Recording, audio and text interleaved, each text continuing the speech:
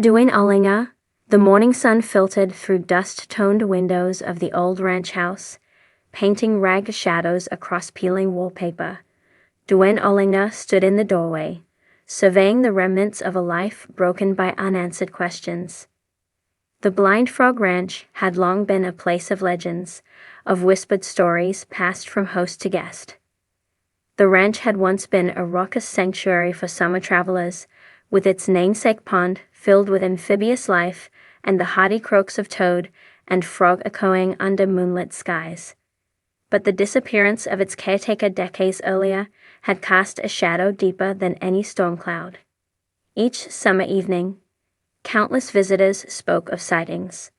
A solitary figure beneath the willow tree, footsteps echoing in empty halls, the distant laughter of children long gone. Among those whispers, the name Duane Ollinger emerged. He had been working the late shift at a regional museum when he first read the mention of the blind frog missing caretaker. His interest had taken form in a stack of archival letters, faded maps, and some battered old photographs, images of a smiling woman in a wide-brimmed hat beside a pond, a small house nestled against rolling fields. He had left the museum behind, driven by obsession, and purchased the property with belief that within its dusty walls lay enough secrets to revive the mystery.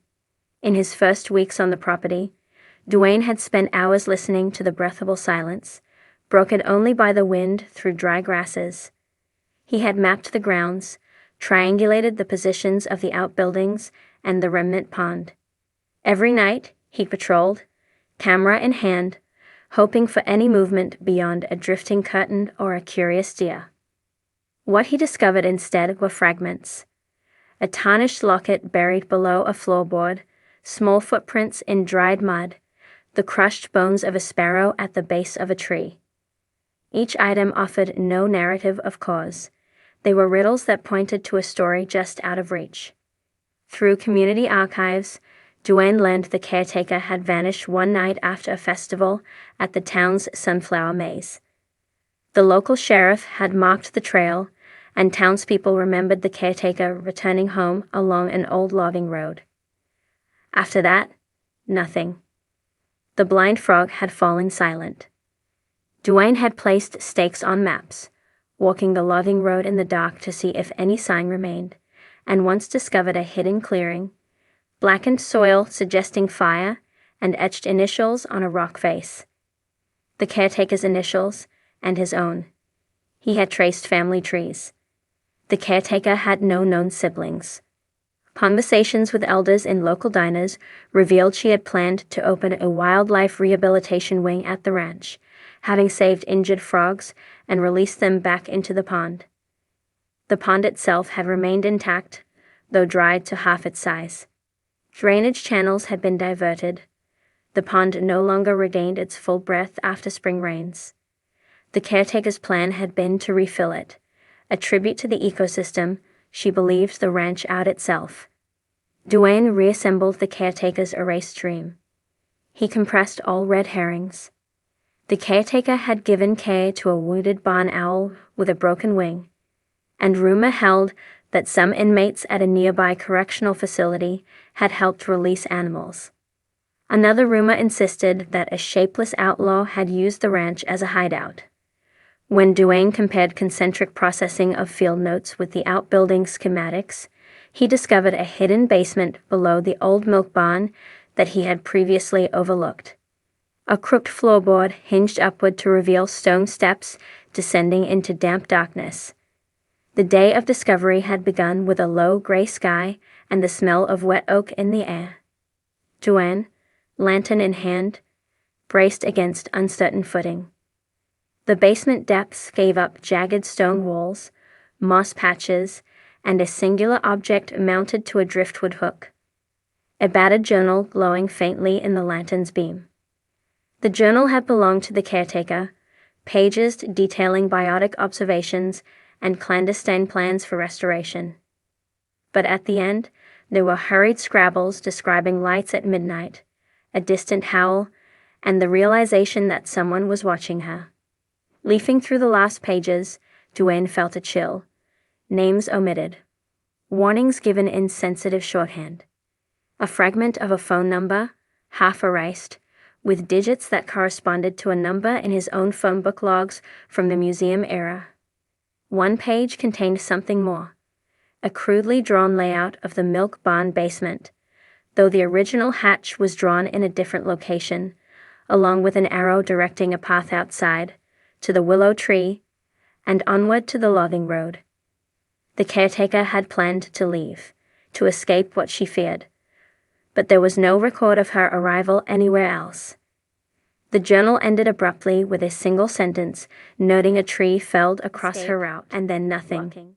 Duane surveyed the journal by lantern light, feeling the weight of its finality. He knew the snowmelt of the next spring would expose footpaths. In the meantime, he took photographs, catalogued every detail, and returned upstairs with the journal sealed. But each night he heard footsteps once more on old floorboards, faint creaking in empty rooms, and once found hoof prints in soft ground beneath broken ceiling tiles. Signs of someone or something stirring. The locket he had uncovered earlier had belonged to the caretaker, but its chain was recent. Someone had placed it anew. Autumn rains had washed mud across the drive, and Duane realized someone else had visited recently. Tire tracks leading to the stables indicated an all-terrain vehicle, not his old pickup. He followed them in daylight and found new scorings on barn doors, fresh scratch marks around the basement hatch. The caretaker's initials had been carved again. A sinister echo. The investigation then turned outward. Duane retraced the logistics of caretaker's supply runs to the town. One merchant recalled seeing her accompanied by a stranger, a rugged man with plainly wrapped hands, who left before she did. Her journal, once silent on identity, now referenced initials Jess, someone she trusted to drive a vehicle capable of traversing those logging roads. Duane cross-referenced one Jess listed at the local archives, a logger convicted of assault 20 years earlier, released shortly before the caretaker's disappearance. Records revealed that JS had purchased large quantities of gasoline, hydraulic oil, even fencing posts, materials that had been used to build pens for frogs and toads around the pond. But after the disappearance, all had stopped coming. In conversations with neighbors, Duane came to understand that the caretaker had begun to doubt him. She had started cataloging discrepancies, strange visitors, notes taken at odd hours, and an increasing fear that someone close was orchestrating something she did not fully understand. She wrote about confronting J.S. once, asking too many questions. He had refused to answer and driven away, reluctant with bowed head. Duane marched one rainy evening to the logger's last known address, only to find it long abandoned, roof caved in, walls fallen. Inside he found old remnants, oil canisters, broken tools, and deep gouges in the wood, marks matching the bunker beneath the milk barn. Perhaps J.S. had dug his own lair here. He collected a fragment of chain, a shard of cracked glass, and returned home, heart heavy. Then the final piece emerged by chance.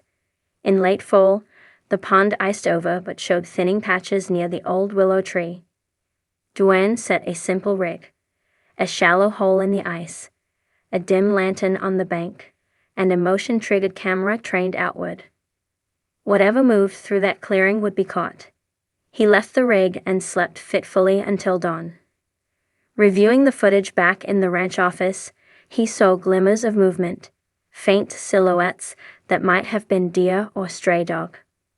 On the third night, the camera caught something unmistakable, a figure holding the caretaker's hat, placing it gently on frozen ground before turning toward the house without haste, as if drawn there by a beckon. Screenshots showed bootprints heading directly to the basement hatch, descending into darkness, and re-emerging long after sunrise, empty-handed. The offender had entered and exited, and at one point, a whisper of something metallic, a ring, a locket, perhaps the caretaker's own.